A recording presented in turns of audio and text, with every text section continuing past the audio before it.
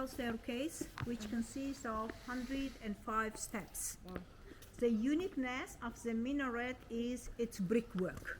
You find several belts. Each belt has different brick decoration. It is another pre-Mongol architecture what we have in Bukhara, which Genghis Khan could not dare to destroy. He destroyed the mosque, which is on the other side. He destroyed other buildings which used to be around, but he couldn't dare to destroy this one. Local people say that when he came near the minaret, he looked up to see all the beauty of the tower. At that time, his head fell down. In order to look at his head, he had to bow in front of the minaret. And he said that all people bowed in front of me, but I had to bow in front of this tower. That's why he did not destroy it, because he said, he made me to bow in front of you. See? And look, scientists say that the reason probably is such high towers were used as a lighthouse for caravans. And whoever ruled in these areas, Bukhara, Samarkand, which were big trading centers, had good profit from the trade. That's why, as it was useful for caravans, as it was used as a lighthouse, probably that's why Genghis Khan decided not to destroy this beauty of Bukhara city. And Bolsheviks could damage it. In the photo I showed you how it was damaged. The western top was fallen down. Around the pillars there were some holes, but already in 1924 it was restored. At that time they added that mosaic belt. Initially it was also an example for a beautiful lady without makeup. It's just beautiful decoration. The construction was held by Karakhanid dynasty, the Turkish rulers in Mawar-al-Nahar in the 11th, 12th century. And they had a tradition, in any war they had victory, they celebrated their victory by constructing towers. That's why in these areas of Central Asia we have 5 towers constructed by them. 2 are in Bukhara, 1 in the city, 1 in the countryside. 1 more in Termez, the 3rd one is in Kyrgyzstan.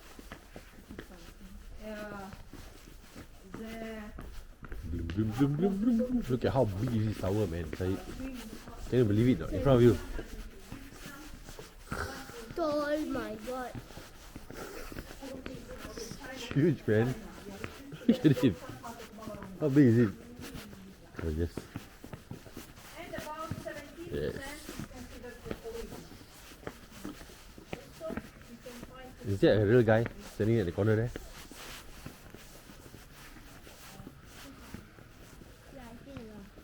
Bukan lah. And on both sides of this tower, we have active madrasa and active mosque. They are 15th, 16th century architectures. Wow. The building on our right side is functioning Mir Arab Madrasa. Mir Arab means Arabian Emir. It was constructed by Bukhara ruler Ubaidullah Khan on the behalf of his spiritual teacher, whose name was Saeed Abdullah Yamani. He was descendant of Yemen emirs. At the age of 22, he came first to Samarkand, later to Bukhara to get deep education. And after graduation, he decided to stay here because he became the head of Naqshbandiya Sufi Brotherhood in the 16th century. He rejected the throne in order to be a spiritual person. That's why he gained deep respect among the locals. The ruler considered him as his spiritual teacher. In order to show his respect, Bukhara ruler constructed a madrasa on his behalf. That Arab man worked in this madrasa as a teacher. Before his death, he asked to be buried inside the madrasa. He was buried inside the lecture room of the madrasa. This way, his nickname became the name for this madrasa. It was university level madrasa specified for religious science. Uzbekistan, Kazakhstan, Kyrgyzstan, Tajikistan, Turkmenistan, from Caucasia, Chechnya, Azerbaijan, from Bashkiria. Bashkiria it's a province in Russia where they have also a lot of Muslim population.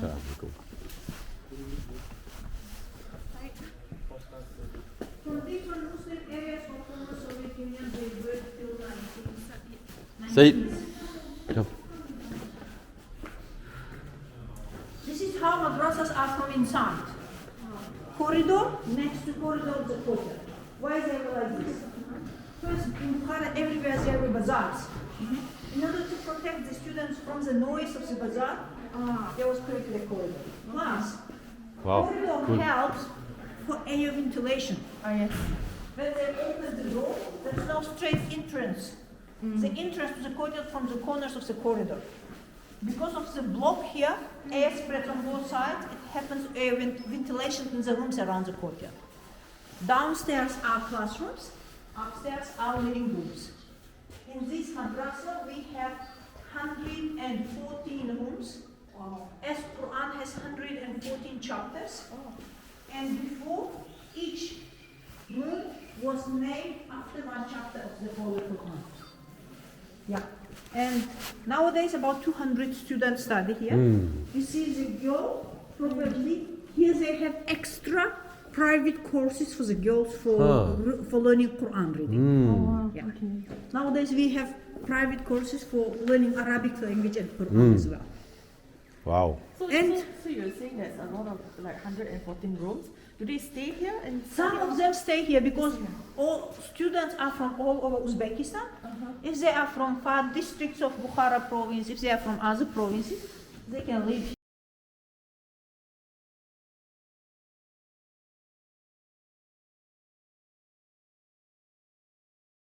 Baydullah Khan, 16th century ruler tomb is here. His teacher's tomb is here. The ruler was buried behind his teacher. This is also shows how deep respect the teachers were before. Unfortunately, No more. not nowadays. Nowadays schools are getting crazy, you know. Yes. Before, when we got bad mark, we were afraid of parents' punishment. But nowadays, it is the opposite. Yes. If teacher punishes the kid, the parents blame the teacher not. Beautiful. Fantastic.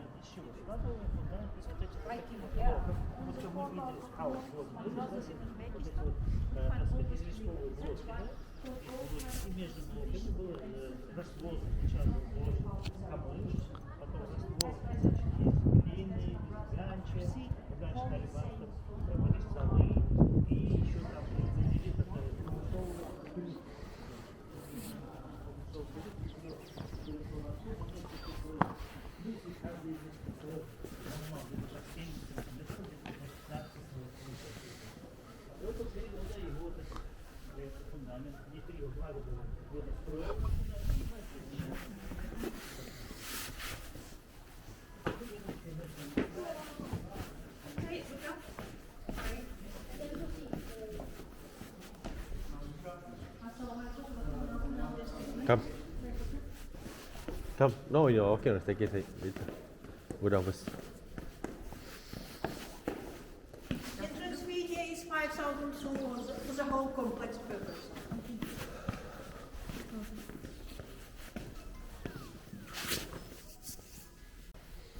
Okay, if you paid attention when we entered, we took steps to come down. It is located in a lower level because before coming Arabs, here used to be Zoroastrian temple, fire worshippers temple. Their temples always were located in the pit to protect their holy fire from the wind. They used to get fire once a year on the 21st of March. When they call for night and day in the summer, in spring and so on. And they used to get fire from the sunbeam from special way.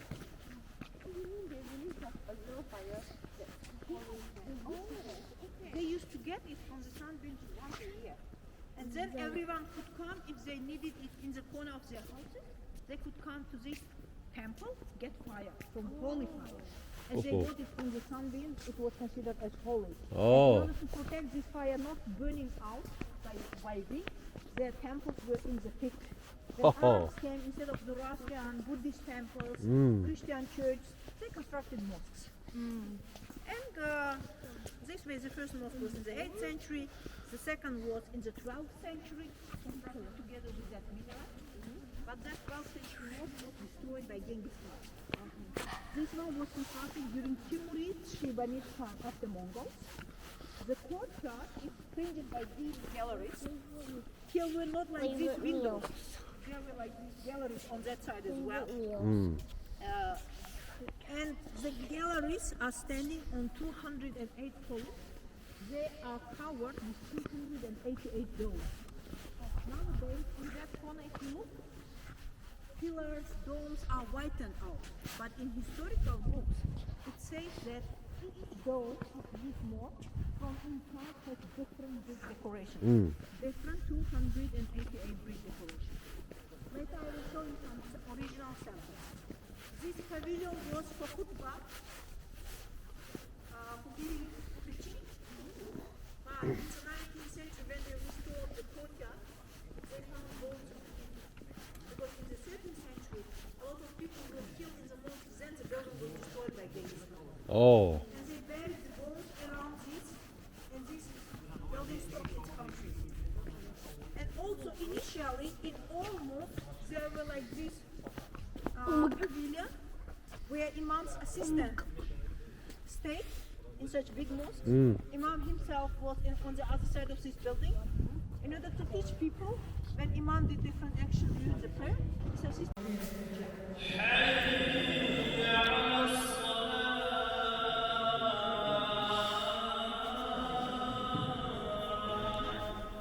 لا لا بالله.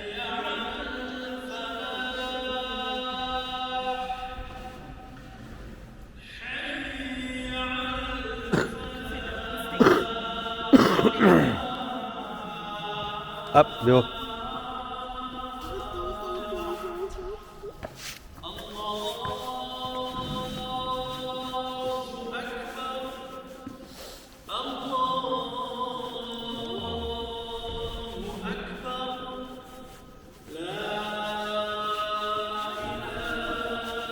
Asar.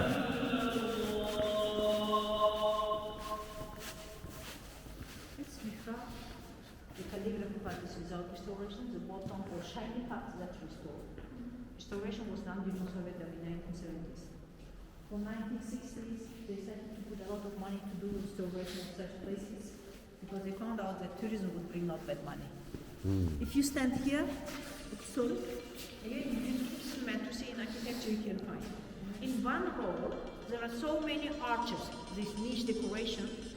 The height of them is different, but their center is in one row, on one line there. That's math and geometry of the 15th, 16th century.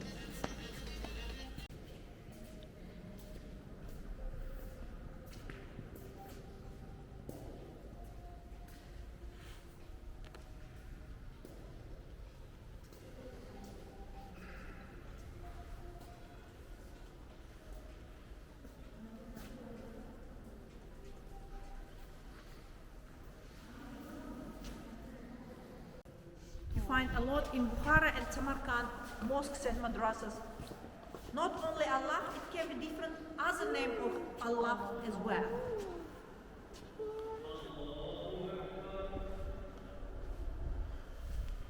On the top of the arch, where you see dark blue line, that's Kalima Shahada again.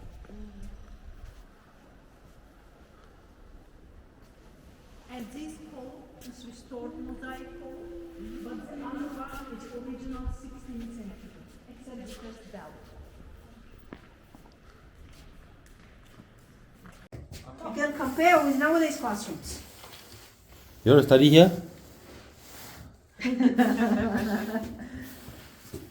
So small, huh? But just nice. But Huh? you know, like bedroom section was like nowadays hotels, they say. Economy class, business class, VIP class. Rich people could rent apartments.